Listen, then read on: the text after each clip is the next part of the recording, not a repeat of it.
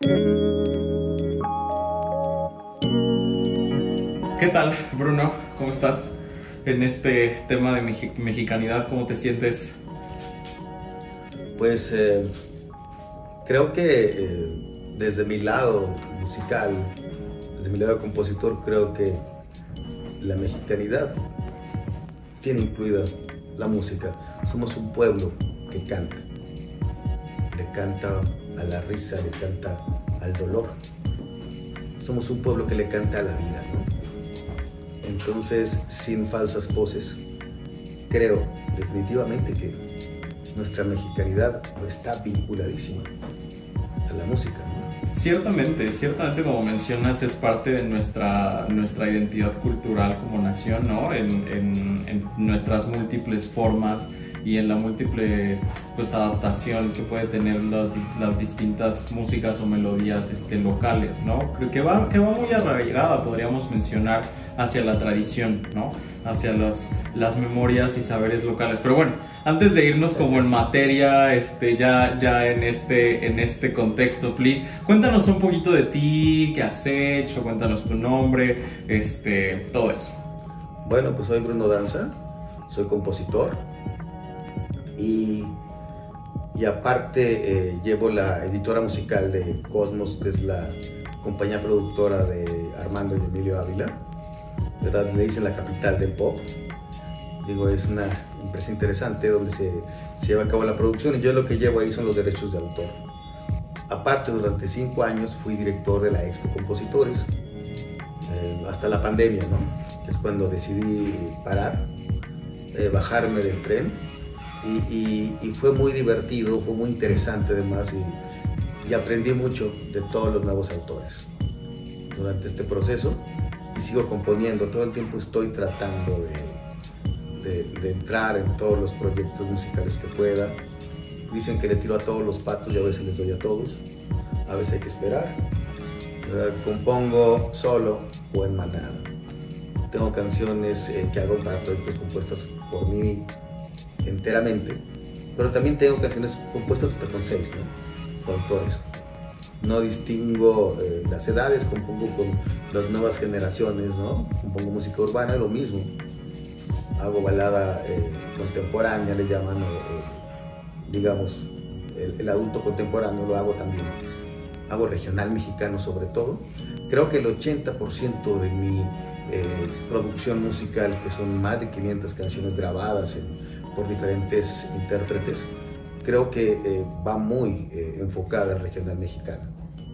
Buenísimo, pues muchas gracias por darnos esta apertura como medio independiente de poder platicar contigo justamente de este tema que nos apremia ya entrando en septiembre, ¿no? Que es esta mexicanidad, esta representación, ¿no?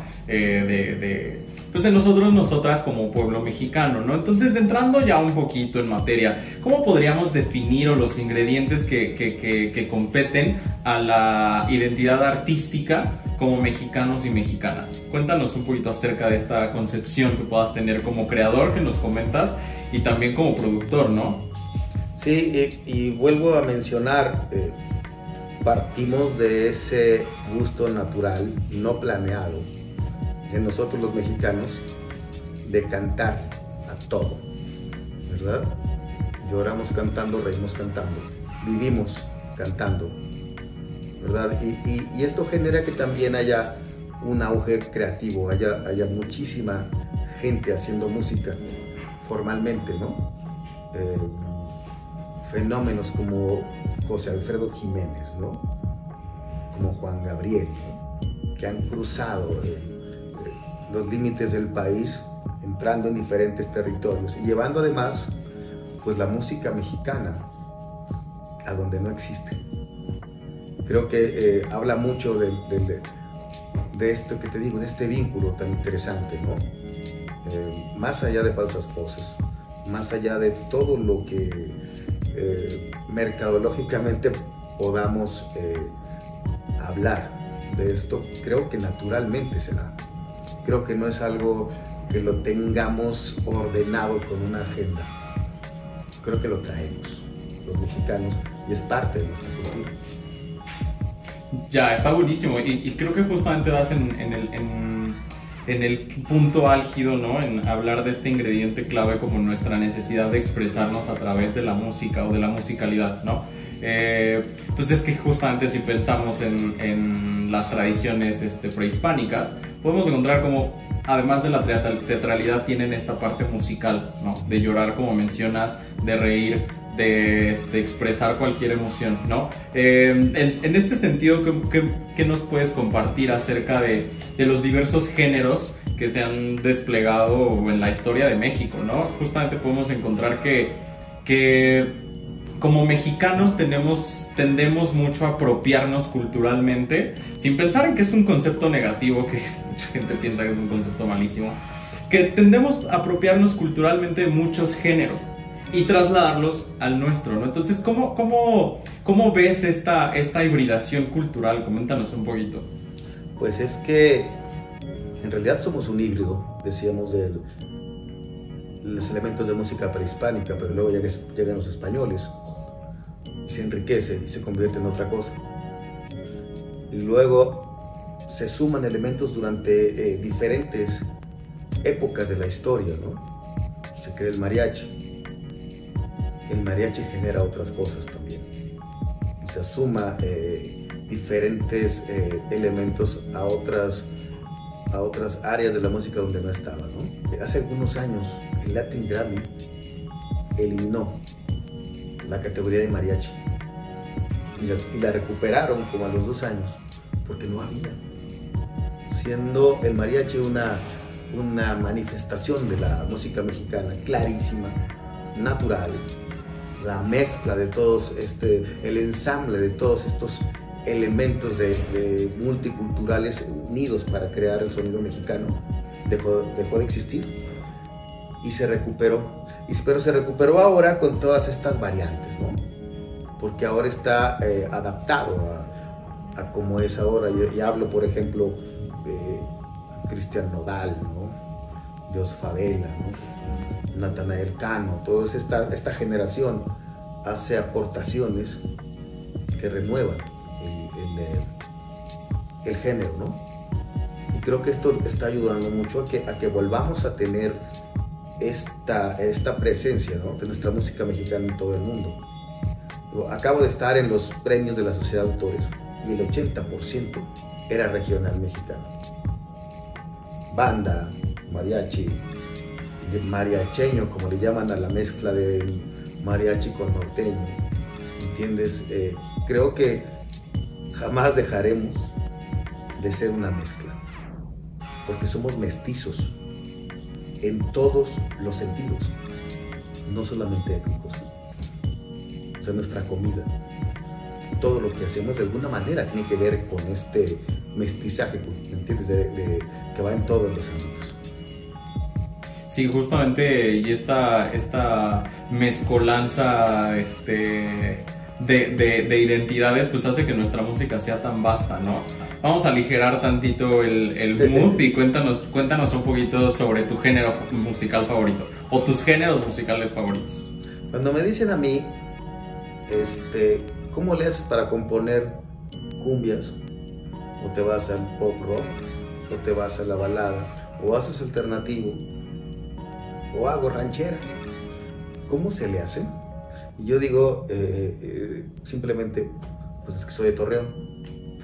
Porque a mí me tocó en Torreón un momento de radio que era muy estándar. Todo era como que la misma estación que tocaba diferentes géneros, ¿no? Música en español, música en inglés. Se pasaban a lo que se conoció después como la onda grupera, que en ese entonces eran puras baladas. Entonces, creo que desde mi punto de vista, lo que me ha ayudado a mí a entrar a muchos terrenos, a muchos territorios, es haber escuchado tanta música desde que era niño, ¿no? Seguir escuchándola. Pues no sé, si yo pudiera decir que tengo alguna influencia muy clara, pues sería José Alfredo Jiménez, ¿no? Pero también sería Rigo Tobar, pero también sería Brian May y Freddie Mercury, ¿no? The Queen. Pero también sería Don Henley de Eagles, ¿entiendes? Pero también Juan Gabriel. Tengo tantas, he tenido la suerte de tener tantos personajes de la música influyéndome, que la verdad, de verdad me fascina crear en virtud de todo lo que escucho. Y ahora con todo esto, ¿no? El urbano, tan criticado por muchos, finalmente sí vino a enriquecer los géneros, porque el pop regresa, pero regresa después de haber pasado por esta curva, ¿no? de la música urbana generada en Colombia, en Puerto Rico, ¿verdad? Que nos está dando además pues una diversidad. Entonces recuerdo a un amigo mío que decía que el rock mexicano era la onda grupera, ¿no? Y lo decía dentro de un contexto que tenía razón, no es rock, ¿entiendes? Pero de alguna manera sí era lo masivo, sí eran las bandas que andaban tocando por todos lados. Creo que la idea musical de la música regional sí tiene que ver a nivel de la gente, como lo que pasaba en el rock en los Estados Unidos con los norteamericanos o con los ingleses, ¿no? Esta masividad y hacer que la gente se pare, levante las manos.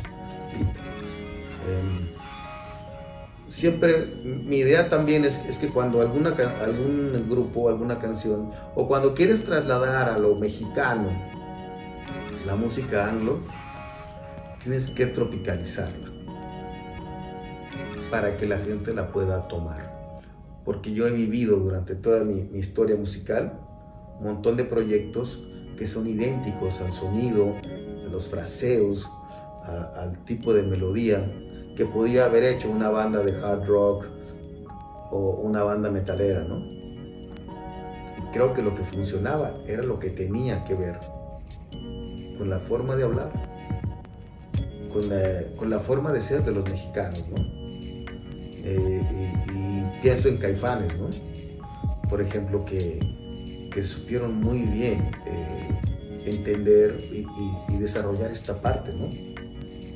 Porque si una banda puede ser clara, ¿no? Los sonidos de guitarra, que eran rock total, pero que tenían esta parte de repente prehispánica, ¿no? De repente muy ranchera, ¿no?